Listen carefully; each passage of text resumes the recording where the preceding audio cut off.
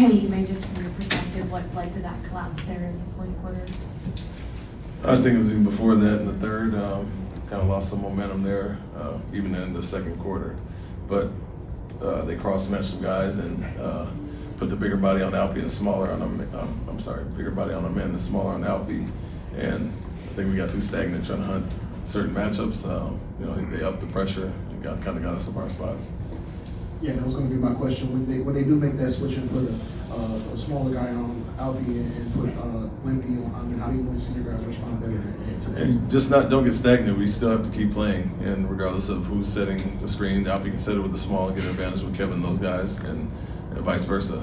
Men got to be a handler and move Wembanyama around and screen, handle, do a little bit of both. And I don't think we were setting good screens for our men. He would just go underneath and didn't get much out of that. And then Alperen, they kind of pushed him off the block.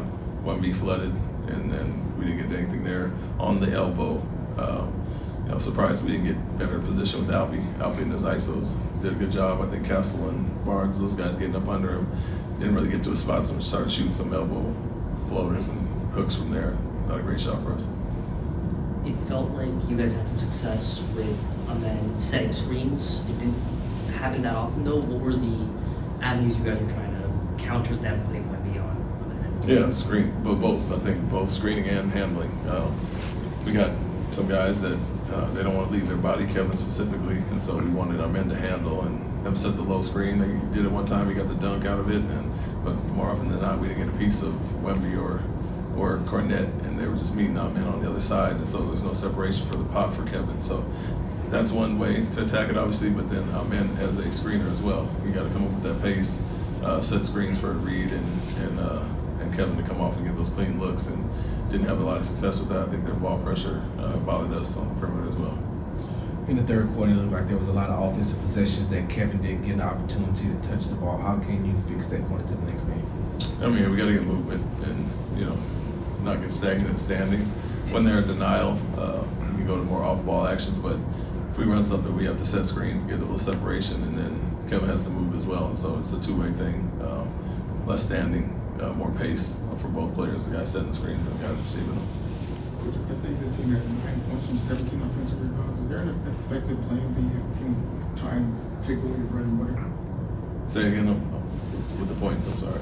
Okay, you guys had 9 points from 17 offensive rebounds. Is there an effective plan B when teams try and take away the bread and butter? I mean, 17 is a decent number, obviously, for us. So that's not the problem. We have to convert those opportunities, and some are point blank putbacks and tips that we miss, but the kickouts is a big part of what we do as well. So if you don't have a clean putback or layup, we want you to find guys on the perimeter or relocate or slash into the basket.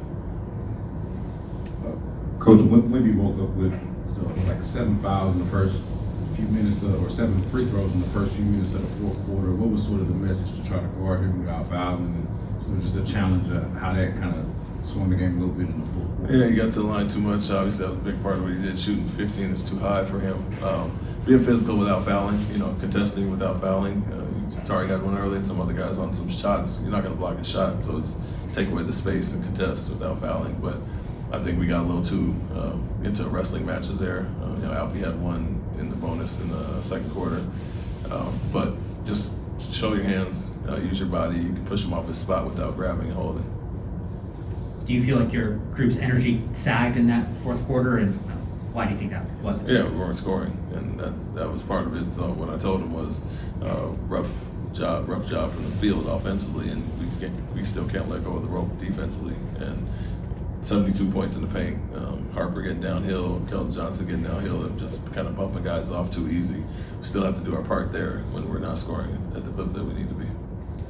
When you guys get stagnant on offense, what do you think leads to it? Because in the first half, the ball was moving, the players were moving, and then the second half was just the exact opposite. Yeah, it was. I think their ball pressure bothered us. Like I said, they had Wemby kind of roaming off our men, but they upped the pressure with Castle on Kevin. I think he did a good job on Alfred as well, and Barnes as well. So ball pressure affected us. Have to continue to play through that and meet the physicality like we did in the first half. We saw Alpi moving a little bit slow after a timeout and left the bench briefly. Was he dealing with any type of injury, or was it more of a precautionary move? He tweaked his ankle. Got a retake.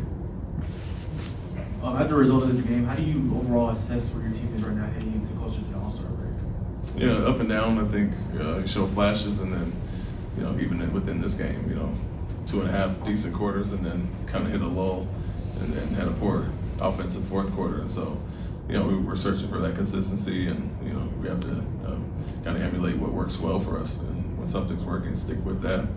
Kind of not deviate. And I think we had a 16-point lead at one point.